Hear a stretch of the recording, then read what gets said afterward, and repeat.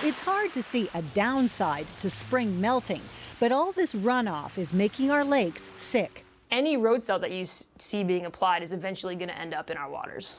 A new study of more than 370 lakes in eastern North America shows they're getting saltier. Ontario's Lake Simcoe is an example. It's now 5 times saltier than it was 40 years ago, which is very bad news for the ecosystem.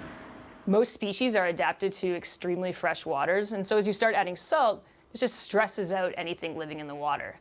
This huge pile is an example of the problem. It's snow that was removed from Ottawa streets this winter. It contains salt and all kinds of nasty stuff. The issue is what to do with the water that melts from it. You can hear and see the water coming in from the pile of snow. Municipalities like Ottawa are grappling with the problem. It's one of the few Canadian cities with special facilities to store snow. In the spring, the melting water is diverted into holding ponds. But we want to mitigate the impacts to the environment from the chloride that's in the salt.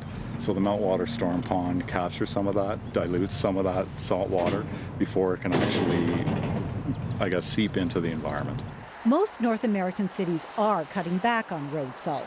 Some are even mixing it with beet juice or brine left over from making cheese. But that only goes so far. Half of all the salt that's draining into lakes is being spread by homeowners and private businesses. A group trying to change that habit says a lot of people are unrealistic about winter.